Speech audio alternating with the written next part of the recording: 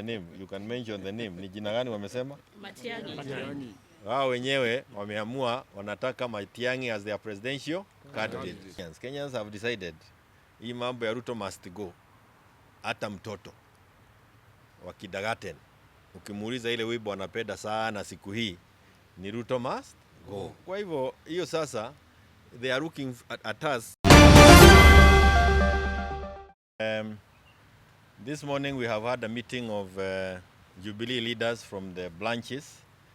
Some of our many branches, but we have about 14 chairmen and secretaries from our counties. This is the first meeting of a section of the branches. We'll have another one kwa sababu ni wengi sana na tuko wengi, but we want to manage our branches in that format. And the reason why is because we want to make sure that we continue doing grassroots recruitment, making sure that our party infrastructure and structures are in place. We have also agreed that in the coming days we will be out now to open party offices. And of course, we have been able to talk about many things, including the fact that we are still members of the Azimio Coalition, and we have many other upcoming activities. Perhaps if it works as per our program, by the end of the week we should be in Kajiado, hopefully have a party activity and open offices there. We'll be heading to Meru, we'll be heading to Nyeri and many other places. But we'll also have meetings of other branch officials from other regions in the coming days. And that is in keeping with the requirements of the ORPP, because it is important that we maintain offices in the 24 counties. As you are aware, unlike all the other political parties, we were dragged behind because of unnecessary court battles, which are now essentially behind us. And that is why we need to do a lot of catching up. Fortunately, and we want to thank those people who registered as members of Jubilee. They have remained loyal to the party. Last time I did give you the number. The number has continued to grow from the 7.1 million members registered with our party. And I asked you to check with the ORPP and tell us whether there is any other larger party than Jubilee. And we can also confirm to you that it doesn't take a day or two to register members. That is work that has gone into place for a period of more than 10 years. So to grow that kind of a membership register, you need a lot of resources and also a lot of time. But crucially, you need a lot of loyalty from the people whom you go seeking to register as your members. And it is also, of course, we have discussed the other issues that are there, that have been there. I've mentioned the issue of Azimio. We are members of Azimio Coalition. That is a document that we signed. It is the Azimio Coalition that gave birth to the NADICO report together with KK. And when we gave birth to it, it was, remember, the number one item was the cost of living, and that had continued and continues to date to be a big problem to Kenyans. We have now many policies that have been put in place that are not working. If you talk about the health sector, it's more or less collapsed. If you talk about the education sector, we are told that the capitation, the amount of money the government is sending today is 3,000 shillings per student, as opposed to the 12,000 shillings that they expected. Can you imagine 3,000 as opposed to 12,000? How the teachers, the head teachers and the principals are going to manage, that is going to be a very difficult thing. If you talk about the security sector, again, there isn't much you can talk about.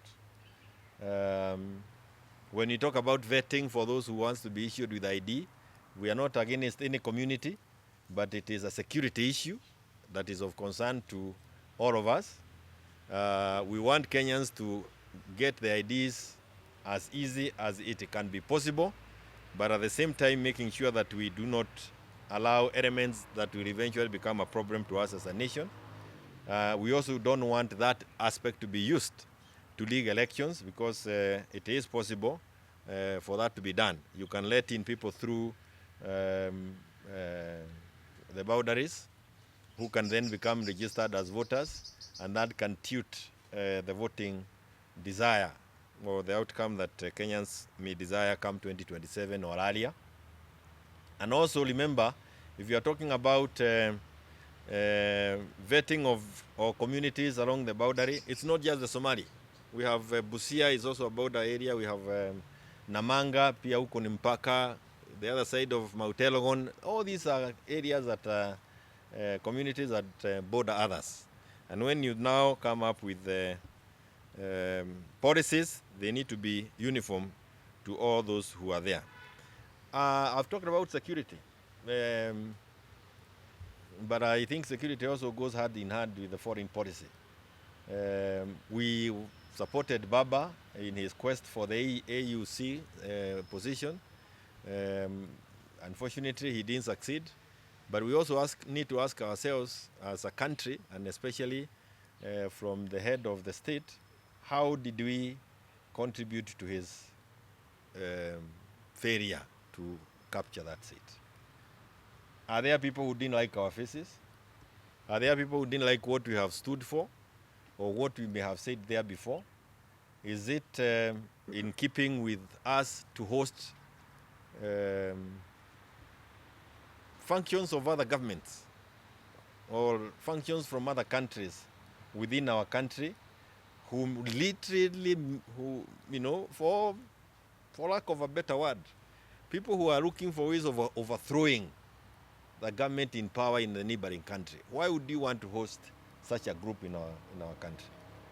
However friendly they are to you, what does it tell that the leadership in those countries, or even the populace in that country? I think some of those are mishaps that one way or another may have contributed to the failure of Baba reaching the AUC seat.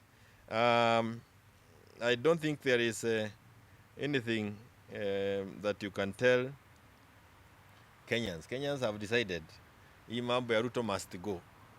Hata mtoto wa kindergarten ukimuuliza ile wimbo anapenda sana siku hii ni Ruto must go. Kwa hivyo hiyo sasa they are looking at us and wondering whether we are organizing ourselves in a manner that will help them achieve their desire. And these members here have joined others across the country and other leaders of other parties by also saying that they also want to have their own presidential candidate as a party, not to mean that he becomes the eventual presidential candidate, but a presidential candidate within the party who will then join others in coming up with one person who I believe as a coalition or as people in the opposition, we should be able to back. And I see you looking at me like you want me to mention the name. And I don't need to mention the name. You can mention the name. Ni jina gani wamesema? Matiang'I. Wao wenyewe wameamua wanataka Matiang'I as their presidential candidate. Wa Jubilee. Alafu watakutana na wale vigogo wengine ambao wako kule, mwishowe watakubaliana kati ya wao who can help us take the country forward. But it's not a decision to just be made within the boardroom. It's a decision that must involve Kenyans. Kenyans themselves must voice their choice. Whom do they want among all those people? Wenyewe, I know one way or another that will happen. Kwa hivyo, I think the only other thing that we could mention that we have discussed is that we have this very important decision that was arrived at by the Constitutional Court, where Jubilee, not Jubilee, Azimio, which constitutes of ODM, Jubilee, Wiper, DAPK, and others, those who have not left, was declared the majority party. And I think it is important for ETA to understand it clearly, that the court declared the decision that was arrived at by Kenyans on the 9th of August 2022. It's Kenyans who told us we are giving the executive to KK, but the legislative arm, we are giving it to Azimio. So Weta has no mandate to start playing with words and trying to declare whom he prefers to be the candidate, to be the majority or the minority.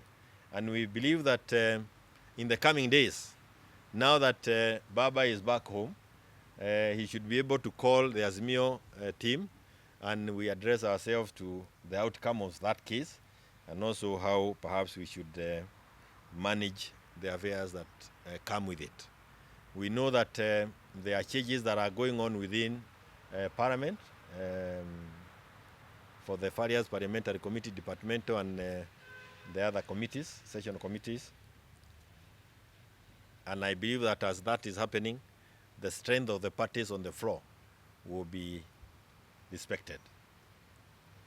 Within Azimio coalition, ODM has the largest, or is larger than Jubilee, and Jubilee is larger than Wiper, and Wiper is larger than the APK, in that order. So in the allocation of seats and opportunities within the floor, that should be respected.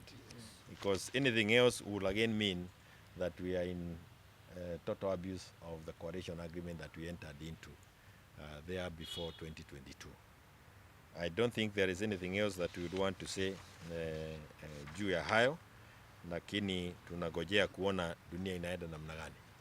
Pengine swali moja tu. Yes.